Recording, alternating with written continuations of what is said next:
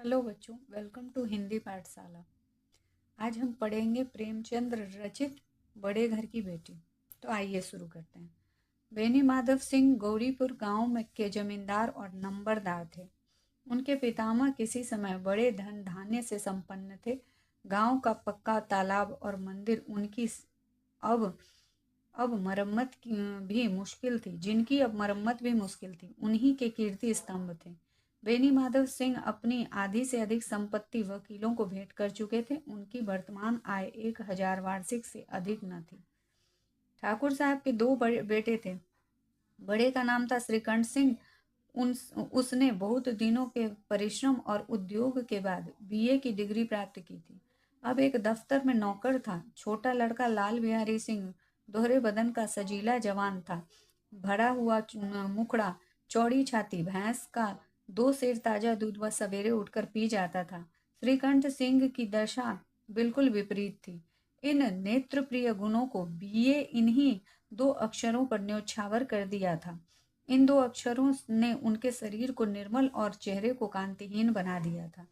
श्रीकंठ इस अंग्रेजी डिग्री के अधिपति होने पर भी पाश्चात्य सामाजिक प्रथाओं के विशेष प्रेमी न थे। उन्हें पश्चिमी सभ्यता से वो प्रभावित नहीं थे, बल्कि वे बहुधा बड़े जोर से उसकी निंदा और तिरस्कार किया करते थे। दशहरे के दिनों में वे बड़े उत्साह और रामलीला में सम्मिलित होते और स्वयं किसी न किसी पात्र का अभिनय करते थे। प्राचीन सभ्यता का गुणगान उनकी प्रकृति का प्रधान अंग था।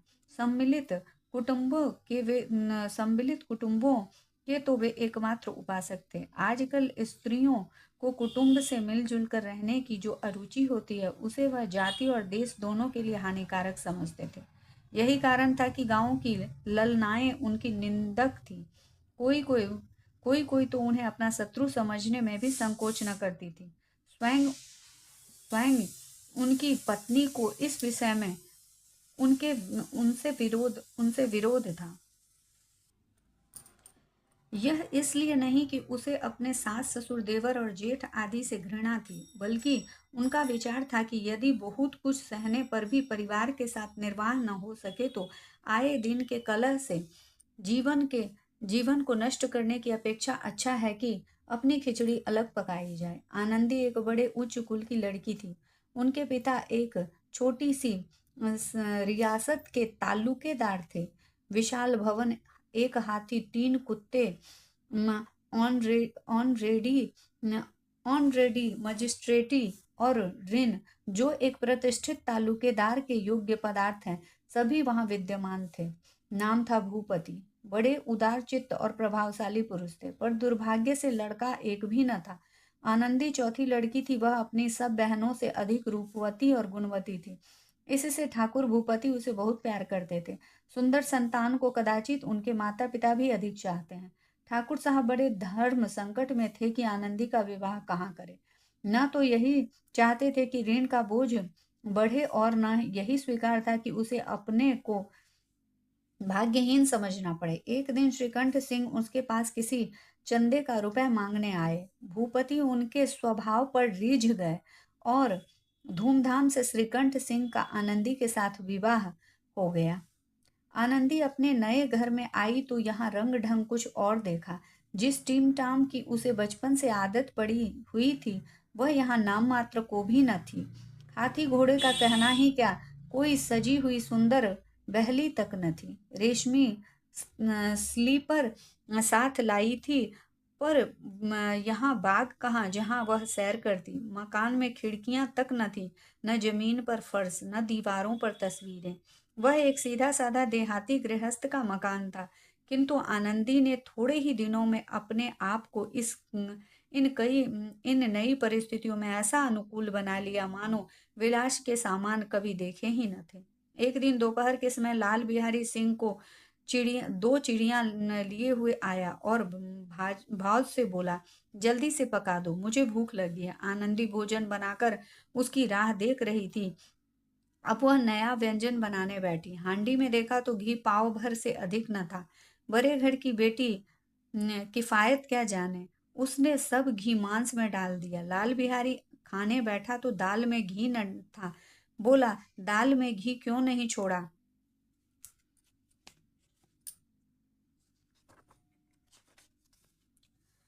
आनंदी ने कहा, घी सब मांस में पड़ गया। लाल बिहारी जोर से बोला, अभी परसों घी आया है, इतनी जल्दी उठ गया? आनंदी ने उत्तर दिया, आज तो कुछ पाव भर रहा होगा। वह सब मैंने मांस में डाल दिया। जिस तरह सूखी लकड़ी जल्दी जल उठती है, उसी तरह क्षुधा से बावला मनुष्य जरा जरा सी बात पर तिनक जाता है। लाल बिहारी को भावज की यह ढिठाई बहुत बुरी मालूम हुई। तिनक कर बोला, मैके में तो जैसे घी की नदी बहती है। स्त्री गालियां सह लेती है, मार भी सह लेती है, पर उसके मैके की निंदा नहीं सही जाती।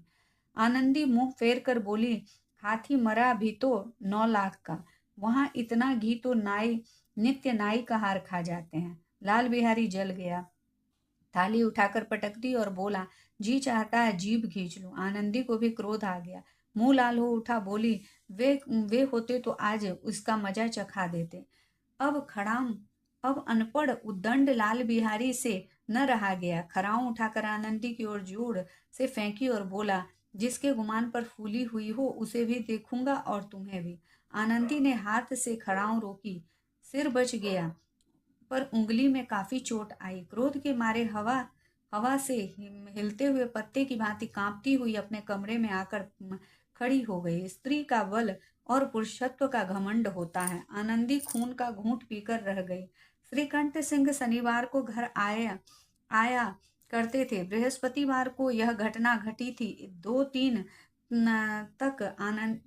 तक आनंदी कोप भवन में रही, न कुछ खाया न कुछ पिया, बस श्रीकंठ की बाट देखती रही। अंत में शनिवार को ये नियमानुसार संध्या समय घर आए और बाहर बैठकर कुछ इधर उधर की बातें, कुछ देश काल संबंधी समाचार और कुछ नए मुकदमे आदि की चर्चा करने लगे। यह वार्तालाप 10 बजे तक होती रही। गांव के भद्र पुरुषों को इन बातों में ऐसा आनंद मिलता है कि खाने पीने की भी सुध न रहती है। श्रीकंठ सिंह को पिंड छुड़ाना मुश्किल हो गया था। ये 2-3 घंटे आनंदी से बड़े कष्ट से काट ये 2-3 घंटे आनंदी ने बड़े कष्ट से काटे। किसी तरह भोजन का समय आया, पंचायत उठ गई, एकांत हुआ तो लाल बिहारी ने कहा, भैया आप जरा भाभी को समझा दीजिए कि मुंह संभाल कर बातचीत किया करे, नहीं तो एक दिन अनर्थ हो जाएगा। बेनी माधव सिंह ने बेटे की ओर से साक्षी दी, हाँ बहू बेटियों का यह स्वभाव अच्छा नहीं कि मर्दों से मुंह लगे। लाल बिहारी बोला, वे बड़े घर की बेटी हैं तो हम भी कोई कुर्मी कहार नहीं हैं। श्रीकंठ ने चिंतित स्वर से पूछा, आखिर बात क्या हुई? लाल बिहारी ने कहा, कुछ भी नहीं, यूं ही आप उलझ पड़ी। मौके के सामने हम लोगों को कुछ समझती ही नहीं। श्रीकंठ खा पीकर आनंदी के पास गए। वह भरी बैठी थी। ये हजरत भी कुछ तीखे थे। आनंदी ने पूछा, चित्त तो प्रसन्न है? श्रीकंठ सिंह बोले, बहुत प्रसन्न है, पर तुमने आजकल घर में यह क्या उपद्रव मचा रखा है? आनंदी की त्योरी चढ़ गई। झुंझलाहट के मारे बदन में ज्वाला सी दहक उठी और बोली, जिसने तुमसे यह आग लगाई उसे पाऊं तो मुंह झुलस दूं। इतनी गरम क्यों होती हो? बात तो कहो। क्या कहूं? यह मेरे भाग्य का फेर है, नहीं तो एक गवार छोकरा जिसको चपरासी गिरी करने का भी शऊर नहीं, मुझे खराओं से मारकर यूं अकड़ता। सब हाल साफ साफ कहो तो मालूम हो। मुझे तो कुछ भी पता नहीं। परसों तुम्हारे लाडले भाई ने मुझसे मांस पकाने को कहा। घी हांडी में पाव भर से अधिक न था, वह सब मैंने मांस में डाल दिया। जब खाने बैठा तो कहने लगा, दाल में घी क्यों नहीं है? बस इसी पर वह मेरे मायके को भला बुरा कहने लगा। मुझसे रहा न गया। मैंने कहा कि यहाँ इतना घी तो वहाँ इतना घी तो नाई कहार खा जाया करते हैं, और किसी को जान भी नहीं पड़ता। बस इतनी सी बात पर उस अन्यायी ने मुझ पर खड़ाऊं फेंक मारा। यदि हाथ से न रोकती तो सिर फट जाता। उसी से पूछो, मैंने जो कुछ कहा वह सब सच है या झूठ? श्रीकंठ की आंखें लाल हो गई। बोले, यहाँ तक हो गया उस छोकड़े का साहस। अनंतरी स्त्रियों के स्वभावानुसार रोने लगी। क्योंकि आंसू उनकी पलक पर रहते थे। श्रीकंठ धैर्यवान और शांत पुरुष थे। उन्होंने कदाचित ही क्रोध आता था, पर स्त्रियों के आंसू पुरुषों की क्रोधाग्नि भड़काने में घी का काम देते हैं। रात भर करवट बदलते रहे, उद्विग्नता के कारण पलक तक न झपकी। प्रातःकाल अपने बाप के पास जाकर बोले, दादा, अब इस घर में मेरा निर्वाह न होगा। इस तरह की विद्रोहपूर्ण बातें कहने पर श्रीकंठ सिंह ने कितनी ही बार अपने मित्रों को आड़े हाथों लिया था, परंतु दुर्भाग्यवश आज उन्हें स्वयं ये बातें अपने मुंह से कहनी पड़ी। दूसरों को उपदेश देना भी कितना सहज है। बेनी माधव सिंह घबरा उठे और बोले, क्यों? श्रीकंठ सिंह बोले, इसलिए कि मुझे भी अपनी प्रतिष्ठा का कुछ ख्याल है। आपके घर में अब अन्याय और हठ का प्रयोग हो रहा है। जिसको बड़ों का आदर सम्मान करना चाहिए, वे उसके सिर चढ़ते हैं। मैं दूसरों का नौकर ठहरा घर पर रहता नहीं। यहाँ मेरे पीछे स्त्री पर खड़ा हूं और जूतों की बौछार होती है। कड़ी बात तो ही हो तो चिंता नहीं, कड़ी बात तक ही हो तो चिंता नहीं, कोई एक दो कह ले। यहाँ तक कि मैं सह सकता हूँ कि यह कदापि नहीं सह सकता कि मेरे ऊपर लात घूंसे पड़े और मैं मुंह न खोलूं। बेनी माधव सिंह कुछ जवाब न दे सके। श्रीकंठ सिंह सदैव उनका आदर करते थे। उनके ऐसे तेवर देखकर बूढ़ा अवाक रह गया। केवल इतना ही बोला, बेटा, तुम बुद्धिमान होकर ऐसी बातें करते हो। स्त्री इसी तरह घर का नाश कर देती है, उसको बहुत सिर पर चढ़ाना अच्छा नहीं। श्रीकंठ सिंह ने उत्तर दिया, इतना मैं जानता हूँ, आपके आशीर्वाद से मूर्ख नहीं हूँ। आप स्वयं जानते हैं, मेरे ही समझाने बुझाने से इसी गांव में कई घर संभल गए। पर जिस स्त्री का मान प्रतिष्ठा का ईश्वर के दरबार में उत्तरदाता हूँ, उसके प्रति ऐसा घोर अन्याय और पशुवत व्यवहार असह्य है।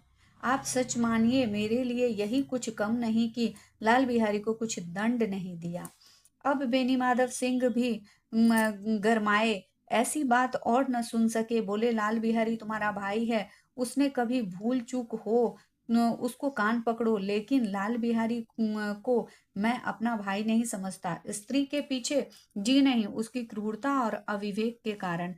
दोनों कुछ देर चुप रहे। ठाकुर साहब लड़के का क्रोध शांत करना चाहते थे, लेकिन यह नहीं स्वीकार करना चाहते थे कि लाल बिहारी ने कोई अनुचित काम किया है।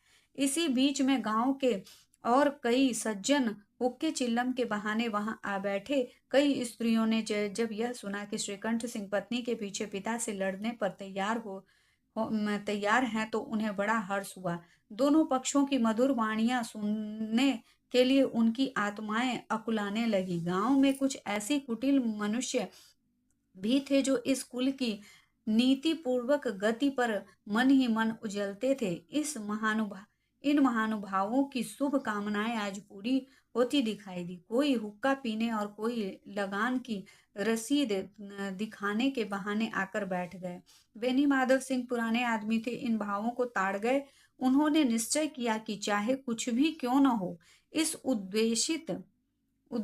उद्वेशियों को ताली बजाने का मौका न दूंगा। परंतु तुरंत कोमल शब्दों से बोले, बेटा, मैं तुमसे बाहर नहीं हूं, तुम्हारा जी जो चाहे करो। अब तो लड़के ने से अपराध हो गया। इलाहाबाद का अनुभव रहित झल्लाया हुआ ग्रेजुएट इस बात को न समझ सका। उसे डिबेटिंग क्लब में अपनी बात पर अड़ने की आदत थी। हथकंडों को उसे इन हथकंडों की उसे क्या खबर। बाप ने जिस मतलब से बात पलटी थी, वह उनकी समझ में न आई। बोला, मैं लाल बिहारी के साथ अब इस घर में नहीं रह सकता। बेनी माधव सिंह ने चुपचाप, बेटा बुद्धिमान लोग मूर्खों की बात पर ध्यान नहीं देते। वे बेसमझ लड़का है, उससे जो कुछ भूल हुई तुम बड़े होकर क्षमा करो। श्रीकंठ सिंह को आवेश आ गया। बोले, उसकी इस दुष्टता को मैं कदापि नहीं सह सकता। यह तो वही घर में रहेगा या मैं ही। आपको यदि वह अधिक प्यारा है तो मुझे विदा कीजिए, मैं अपना भार संभाल लूंगा। यदि मुझे रखना चाहते हैं तो उसे कहिए जहां चाहे चला जाए। बस यह मेरा अंतिम निश्चय है। लाल बिहारी दरवाजे की चौखट पर चुपचाप खड़ा बड़े भाई की बातें सुन रहा था। वह श्रीकंठ के सामने चारपाई पर बैठ जाए, हुक्का पी ले या पान खा ले, बाप का भी वह लिहाज न करता था जितना बड़े भाई का। श्रीकंठ का भी उस पर हार्दिक स्नेह था। अपने होश में उन्होंने कभी भी उसे घुड़का तक न था। जब वह इलाहाबाद से आते तो उसके लिए कोई न कोई वस्तु अवश्य लाते। मुकद्दर की जोड़ी उन्होंने ही बनवा कर दी थी। पिछले साल जब उसने अपने से ड्योढ़े जवान को नागपंचमी के दिन दंगल में पछाड़ दिया तो उन्होंने पुलकित होकर अखाड़े में नहीं जाकर उसे गले से लगाया और फिर 5 रुपए के पैसे लुटाए थे। ऐसे भाई के मुंह से आज ऐसी हृदय विदारक बात सुनकर लाल बिहारी को बड़ी ग्लानि हुई। वह फूट फूट कर रोने लगा। इसमें संदेह नहीं कि अपने किए पर उसे वह पछता रहा था। भाई के आने के एक दिन पहले से उसकी छाती धड़कती थी कि देखूं भैया क्या कहते हैं, मैं उनके सन्मुख कैसे जाऊंगा, उनसे कैसे बोलूंगा, मेरी आंखें उनके सामने कैसे उठेंगी। उसने समझा कि भैया मुझे बुलाकर समझा देंगे। इस आशा के विपरीत आज उसने उन्हें कठोरता की मूर्ति बने हुए पाया।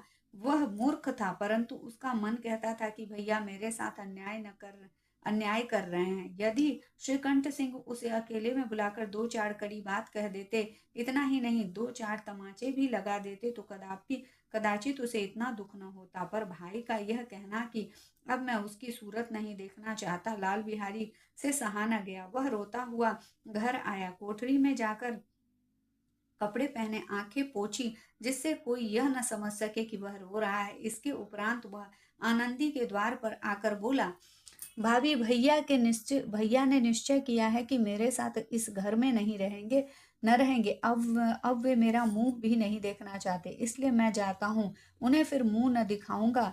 मुझसे जो कुछ अपराध हुआ उसे क्षमा करना। यह कहते कहते लाल बिहारी का गला भर आया।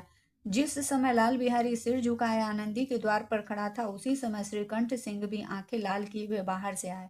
भाई ने देखा तो घृणा से आंखें फेर ली और कतराकर निकल गए, मानो उनकी परछाई से दूर भागना चाहते हैं। आनंदी ने लाल बिहारी की शिकायत की थी, लेकिन अब मन में पछता रही थी। वह स्वभाव से ही दयालु थी।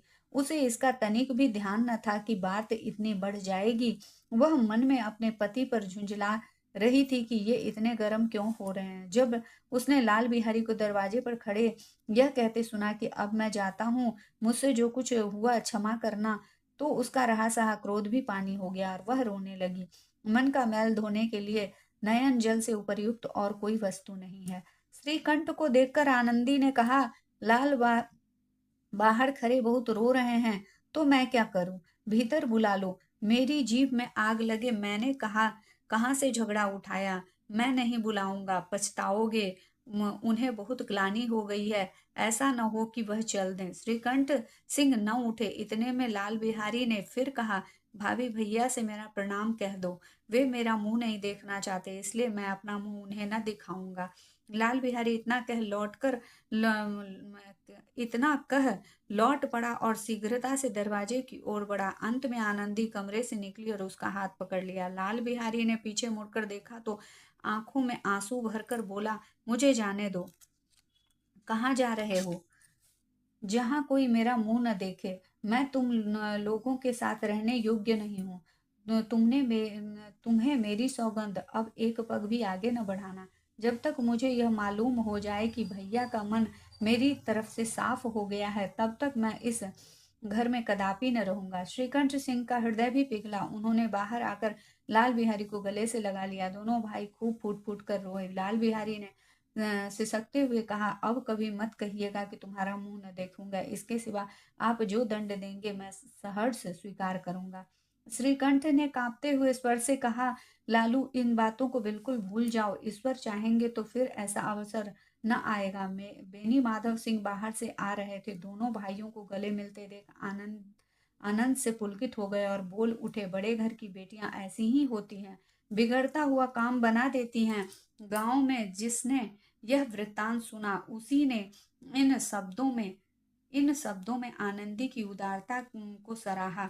बड़े घर की बेटियां ऐसी ही होती हैं। तो बच्चों, इस कहानी से हमें सीख मिलती है कि संबंधों को बचाने के लिए सूझबूझ और शांति की आवश्यकता होती है। हमें अहंकार त्याग देना चाहिए और बड़े का सम्मान, छोटों से प्यार करना चाहिए। जैसे आनंदी ने समझदारी से अपने परिवार को टूटने से बचाया, वैसे ही बड़े घर की बेटियां ऐसी ही होती हैं। तो बच्चों, ये पाठ अगर आप लोगों को समझ में आया, अच्छा लगा, पसंद आया, तो दोस्तों के साथ शेयर कीजिएगा, लाइक और सब्सक्राइब कीजिएगा। Thank you.